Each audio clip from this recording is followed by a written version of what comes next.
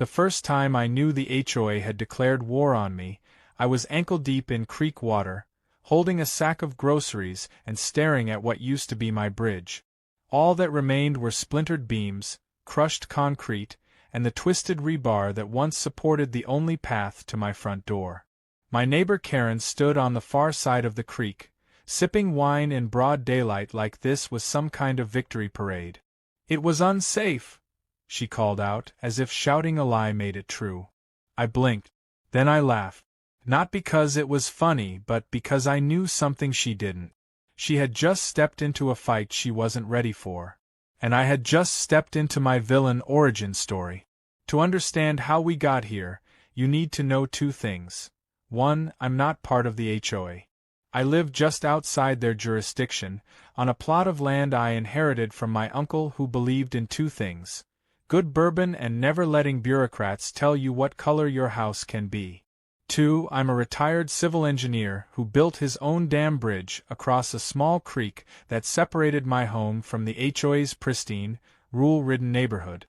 I built it to code, with permits, and a hand-carved wooden sign that said, "Private, no HOA access." That sign might as well have been a red cape waved in front of a bull named Karen. For a while, life was perfect. I'd watch the HOA patrol do their slow rolls past my place, trying to find violations they couldn't enforce. Karen, the president of the HOA and self-declared empress of suburbia, once had the gall to knock on my door and tell me my mailbox didn't match community aesthetics. I asked her which community she meant, since mine didn't include her. She left in a huff. I assumed that was the end of it. I was wrong. One Tuesday afternoon, I went to the next town over to get a new chainsaw and stop at the good bakery that makes bread you can smell from a block away. By the time I came back, the entire bridge was gone. Not just collapsed or damaged, gone. Demolished. Like someone had taken a sledgehammer to every last piece and hauled it away. There were tire tracks where construction equipment had been, fresh dirt shoved up around the edges of the creek, and a laminated notice duct-taped to a fence post. Unsafe structure removed for community safety. HOA Code 14.2. My hands shook, not with fear, but with the kind of white-hot rage that simmers right below laughter. They had no jurisdiction. No warning. No right. Karen stood on the other side with her little wine glass, hair puffed like a helmet and smirk planted across her face like she'd won a trophy. "You should have followed the rules," she said. I smiled back. "You should have read the deed." That night, I sat by candlelight, because I couldn't get back to my house without waiting or building a makeshift plank, and dug through my filing cabinet. My uncle's records were meticulous, labeled with things like "Well Rights 1978" and "Map, Don't Trust County Lines." Buried in there, beneath a coffee-stained blueprint, was something most folks would have tossed out, a dusty folder marked Easement 1954. I opened it, skimmed it once, then twice, and let out a low whistle. Turns out, while I was busy building bridges, the HOA had forgotten to check what they were walking on, literally. There was an old legal clause tied to a sliver of land no one thought mattered anymore. It gave the original owner, and now me, the right to reclaim a section of access road that led into the HOA's neighborhood. It had been part of the original farmland before the developers carved it into lot. Nobody bothered to update the records. But the right was still mine. And that road? It wasn't just their main entrance. It was their only entrance.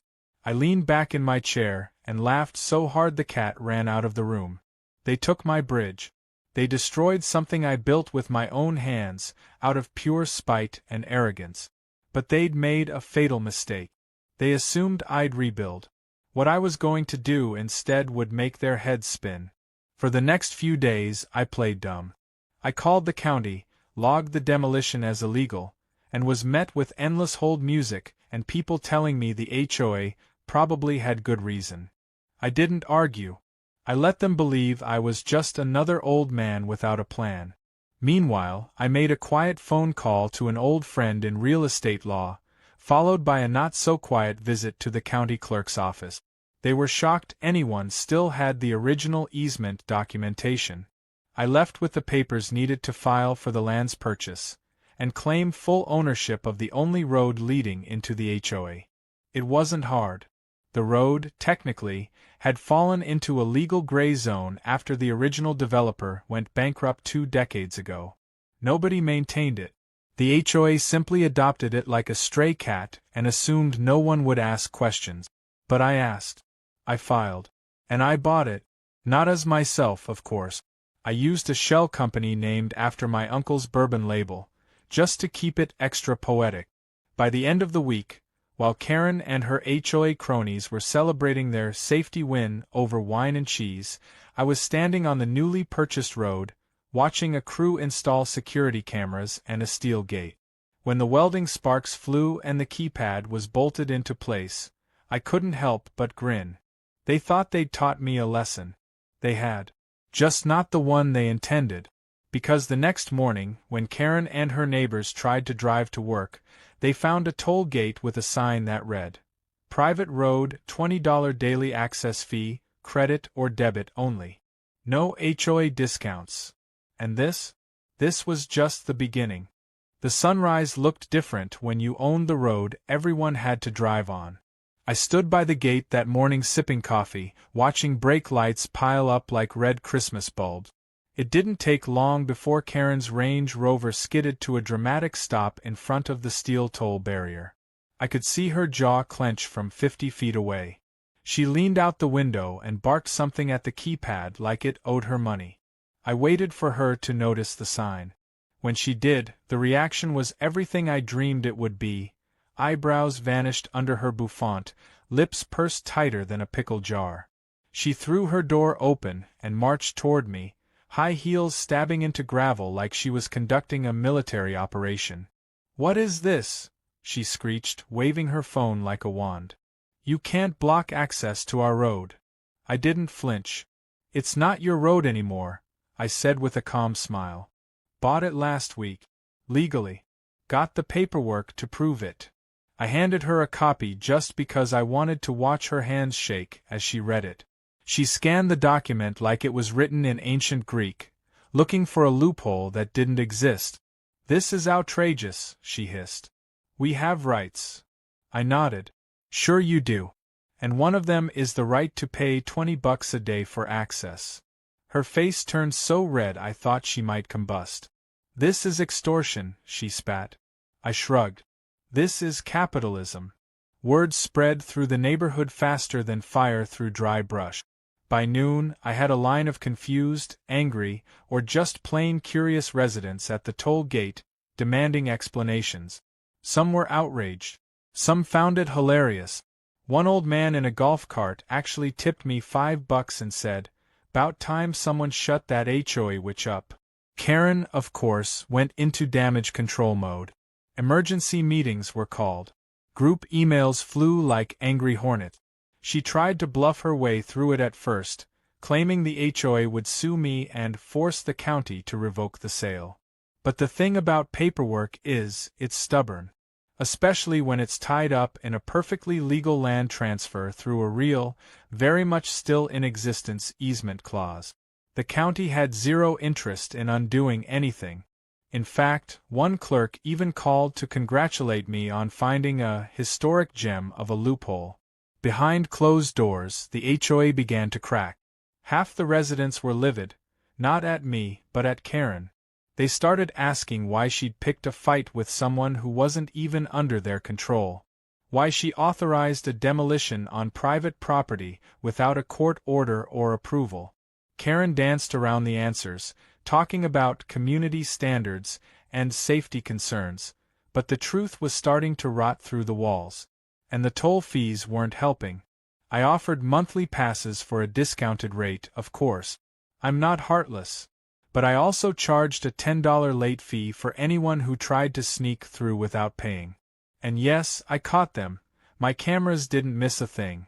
One teenager tried to skirt the gate on a dirt bike and ended up face-first in a pile of mulch I'd accidentally dropped in the access lane.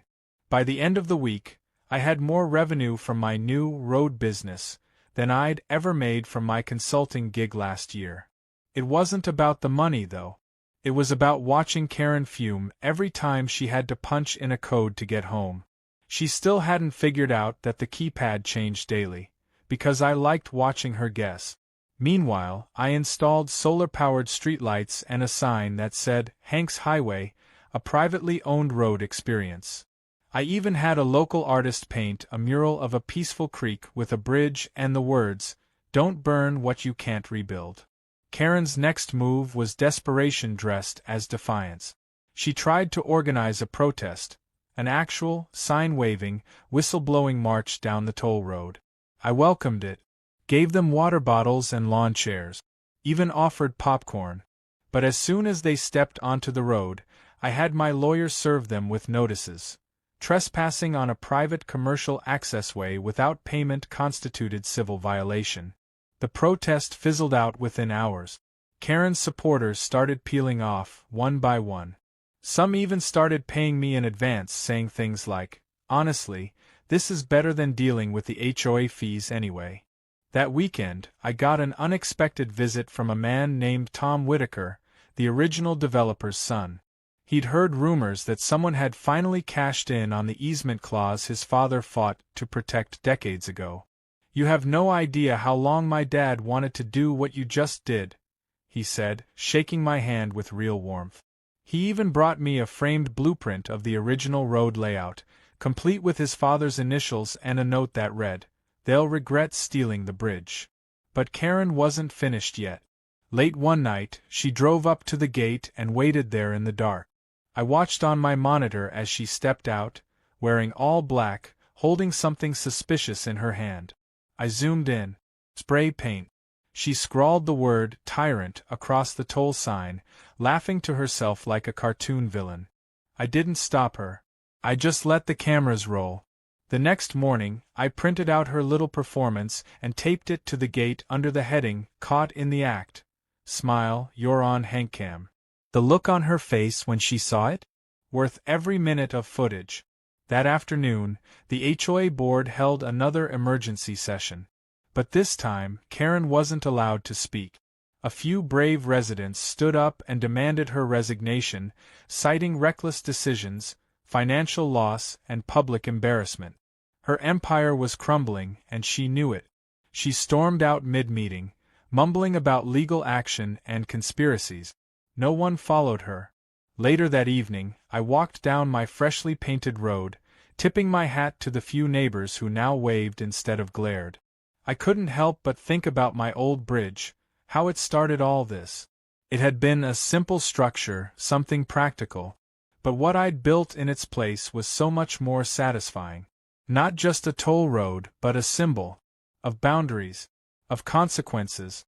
Of what happens when you mess with the wrong retired engineer. And as the sun dipped behind the pines, casting long shadows across the pavement, I knew one thing for sure. The bridge may be gone, but the road ahead? That was mine now. Karen came back swinging. The toll road had been a humiliating blow, but losing control of the HOA narrative? That was unacceptable to her.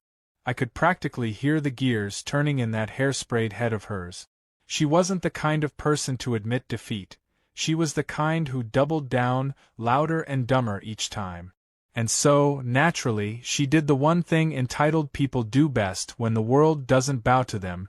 She filed a lawsuit. The envelope showed up one morning in a fancy gold-trimmed folder, delivered by some poor teenager who looked like he'd rather be anywhere else. Inside was a 6-page document full of threats, legal jargon, and accusations that would have made me laugh if they weren't so expensive to respond to. She accused me of obstruction, extortion, unlawful privatization of public land, emotional distress, and, my favorite, intentional psychological sabotage of the HOA. I read that line twice just to make sure I hadn't misinterpreted it. She was actually trying to sue me for hurting her feelings through smart land ownership. I didn't panic. Instead, I called my lawyer, a delightfully ruthless woman named Marla who had the charm of a librarian and the spine of a wolf. She read the letter over the phone and let out a dry chuckle. "They're bluffing," she said. "But let's hit them back so hard their mailbox files for divorce." That's the kind of energy I like in a legal ally. We countered with a suit of our own: trespassing, destruction of private property, unauthorized demolition of a permanent structure, and punitive damages for emotional and financial loss. We included a detailed valuation of the bridge, my labor hours, and even the cost of missed deliveries, since the mail truck refused to cross the creek once the bridge was gone. The packet we filed in court was thick enough to stop a bullet, and we made sure it was delivered during the next HOA board meeting, right in front of everyone. Karen's face reportedly went through 3 distinct shades, pale, crimson, and purple, before she ripped the envelope open and started shouting about character assassinations and deep state nonsense. From what I was told by a friendly board member who'd quietly defected to my side, she even threatened to sue the county clerk for allowing the land transfer in the first place. That woman was a walking lawsuit factory powered by Chardonnay and denial. The case went to court a month later. I showed up in a clean suit, calm and collected, while Karen arrived flanked by 2 nervous attorneys and a husband who looked like he wanted to sink through the floor. The courtroom was small, the kind with ceiling fans that squeak and benches that smell like lemon disinfectant. But the air buzzed with tension. Karen's lawyers tried to paint me as a vengeful recluse with a vendetta against the community. They said I deliberately escalated the situation to hurt the residents and profit from their pain. Marla stood up, her glasses low on her nose, and said 5 words that made the judge lean forward. "Let's talk about the bridge." She laid out everything: the permits, the construction logs, the easement clause, the trespassing, the demolition carried out without a court order or any legal notification. She even played a video of Karen standing at the creek, sipping wine while my bridge lay in ruins. When the judge asked who authorized the destruction, Karen stammered something about community safety and collective decision-making. Marla slid over the HOA's bylaws, pointing out that no such demolition vote had ever taken place. Then came the kicker. Karen, in her typical overreach, had signed the demolition order herself.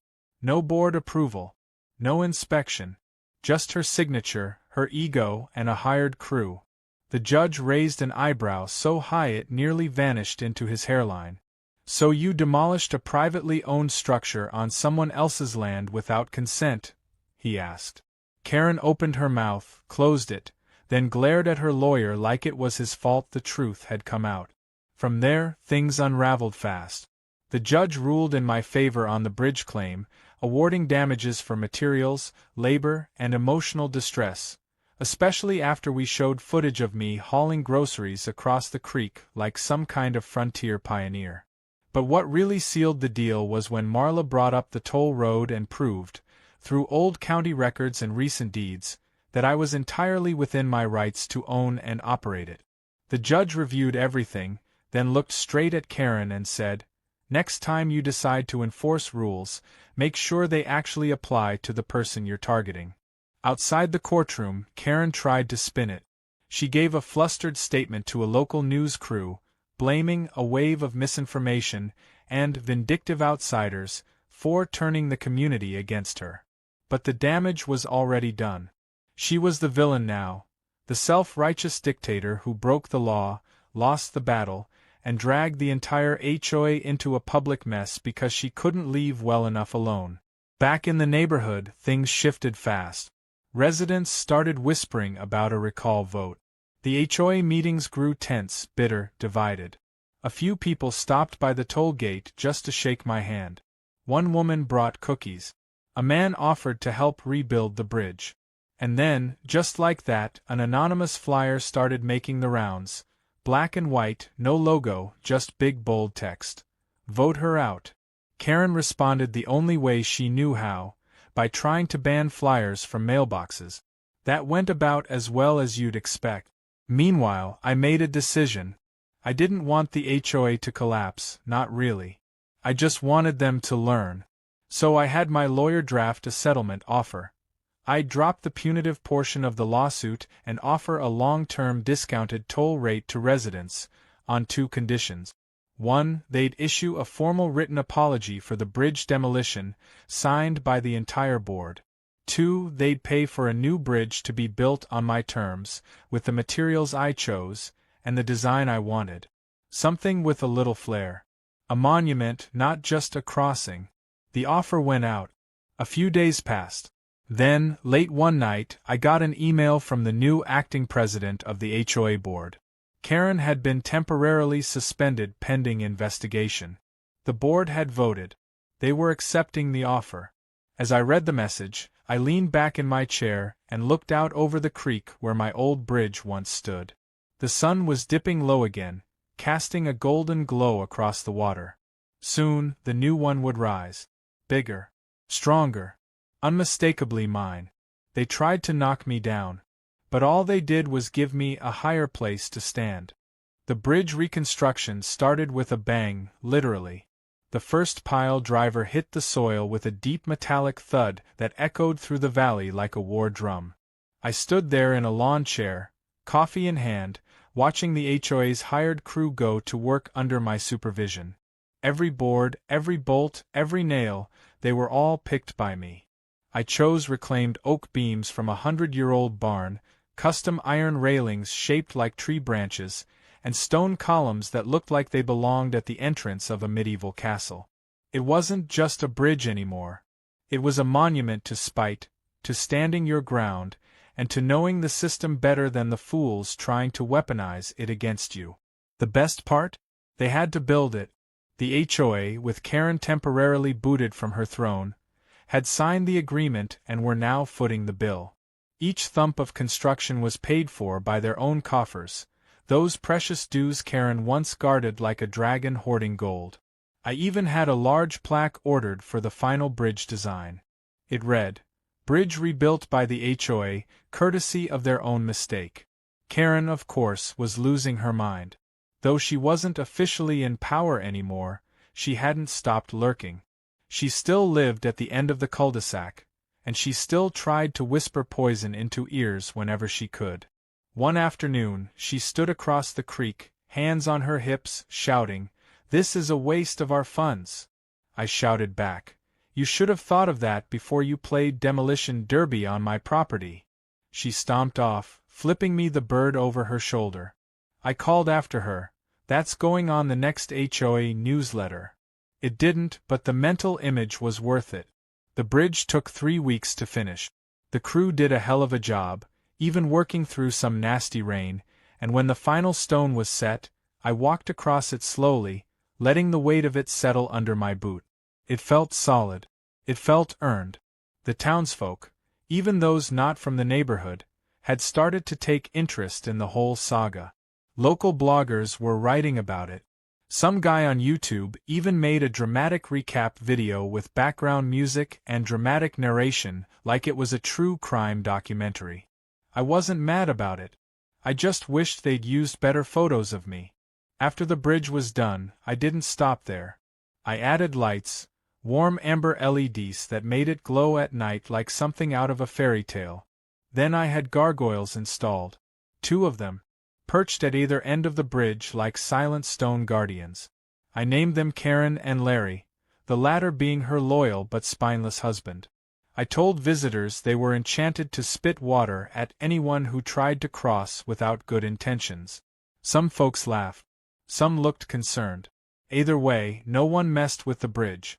But peace is always temporary when someone like Karen lives nearby. One morning, I noticed that the toll road sign had been defaced again. This time with a spray-painted smiley face and the word, "Dictator," written underneath. I wasn't mad, I was excited. The motion-triggered camera I installed had finally caught her red-handed. She came at 2:13 a.m. wearing a hoodie and what looked like ski goggles. The footage was hilarious. She tripped twice, waved her arms around like she was conducting a satanic ritual, and even dropped her phone on the way out. I printed out the footage, framed it, and mounted it to the new bridge post with a laminated caption, "Caught in the wild, suburban saboteur at work." Residents took selfies with it. Some brought lawn chairs and popcorn. One kid started a TikTok trend. The next HOA meeting was more of a circus than usual, and Karen's fate was sealed. The board voted her out permanently. The final count wasn't even close. But she still wasn't done. About a week later, I noticed a sudden increase in gate malfunctions. Someone was tampering with the wiring, cutting power to the keypad, trying to manually override the gate control box.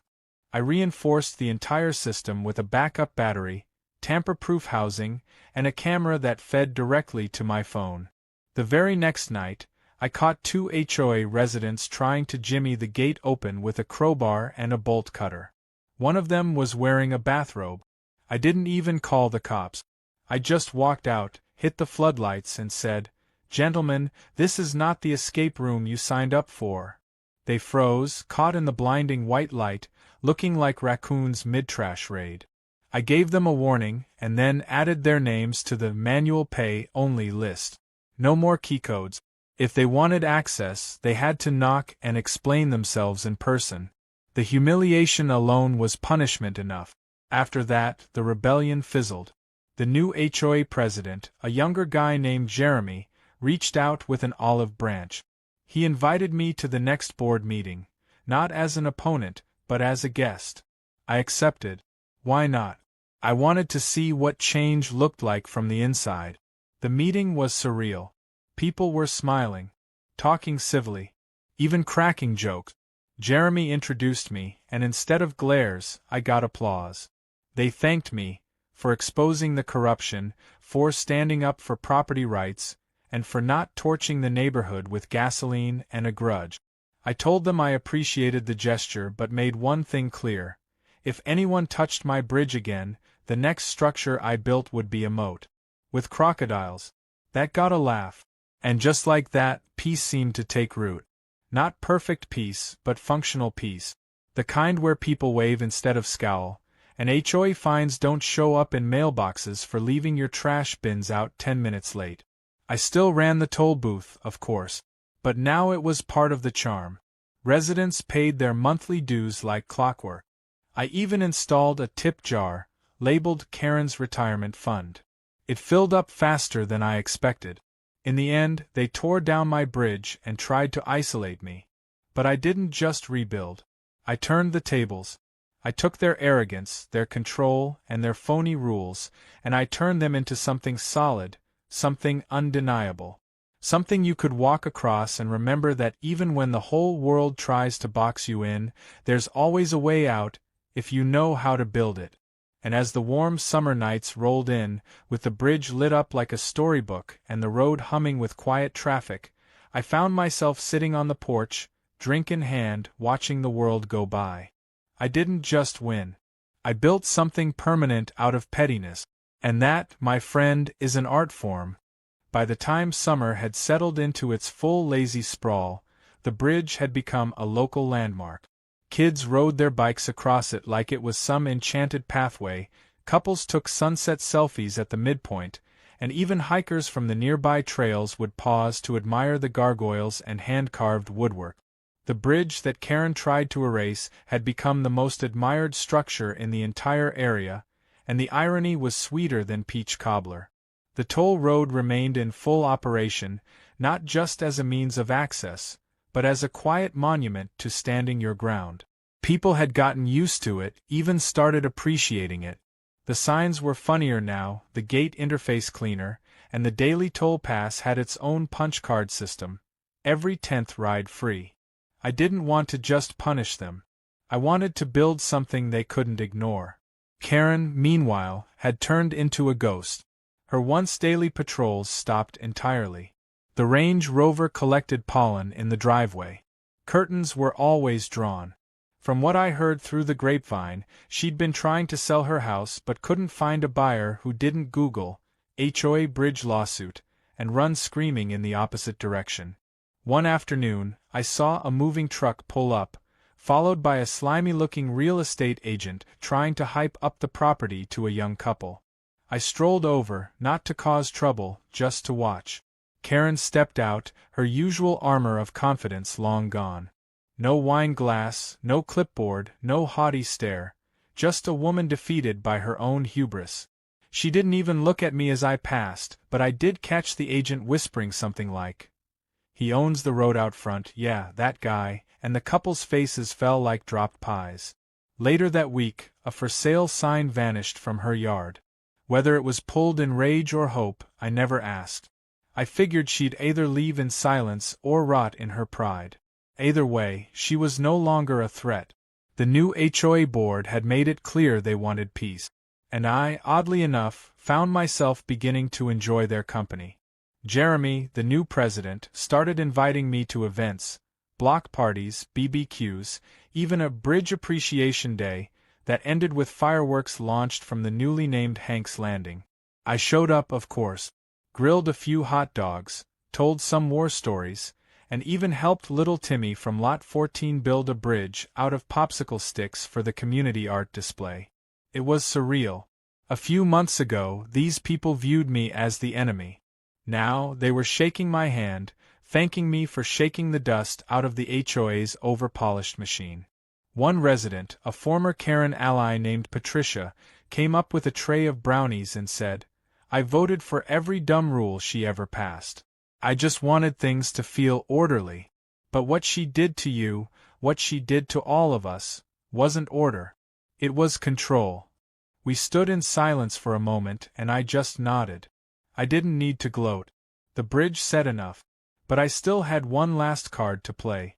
Something small, symbolic, and utterly satisfying. A few weeks after Bridge Appreciation Day, I saw that Karen had put her house on the market again. This time with a huge markdown. The listing sat online like a wounded animal. No offers. No showings. Just digital tumbleweeds. I waited until the third price drop, then contacted a buddy of mine in real estate and told him I wanted to buy it anonymously through a shell company. Not to move in, but for the poetry of it. I didn't even negotiate. Full asking price. Done. The closing was quick. Karen's name was scrubbed off the mailbox, her wine glasses left behind in a box labeled fragile, and just like that, the queen of HOA chaos was gone. I never saw her leave. Just woke up one morning and she was history. I walked through the house that weekend, just me and the echo of poor decisions. It felt smaller than I expected. Less menacing. Just drywall and tile and bad paint choices. I didn't do anything drastic to the place. I didn't burn it down or paint it neon green. I turned it into a short-term rental, called it the Bridgeview. Pet-friendly, creek-facing, and with a note in every guest book that said, "Ask your host about the bridge." Great story. Back on my side of the water, life fell into a rhythm. The tolls came in steadily, just enough to pay for upkeep, give a portion to a local animal rescue, and cover the monthly maintenance of the bridge and gate. I'd become something of a legend in the area, not in a flashy way, but in that quiet, whispered sort of way. The guy who beat the HOA. The guy who built the bridge. The guy who made a toll road out of pettiness and turned it into a landmark. Sometimes, on particularly nice evenings, I'd sit at the start of the bridge with a fishing pole, not to fish, but just to feel the breeze and watch the water. The gargoyles stood watch, birds nested in the beams, and the lights reflected off the creek like stars in reverse. And in those moments, I didn't feel like a guy who got even. I felt like a guy who restored balance, because that's what this whole thing had really been about. Not revenge. Not punishment. But correction. Course correction. Karen had twisted something simple and turned it into control. She wanted order, but not the kind that helped people, only the kind that served her. She saw herself as the guardian of some imagined standard, and when someone dared to live outside her sandbox, she lashed out. But systems like that don't last. They might win for a while. They might intimidate or manipulate. But eventually they always fall. All it takes is someone stubborn enough to say no, and smart enough to find the cracks. And I had been just the right amount of both. As fall crept in and the leaves began to turn, I found myself building again. Not a bridge this time, but a bench, right at the center of the structure where the view was best. It was a quiet spot, perfect for reading, thinking, remembering. I carved one last message into the wood, not for Karen, not for the HOA, but for anyone who sat there after me. It read, "Never start a war with someone who builds bridges for fun."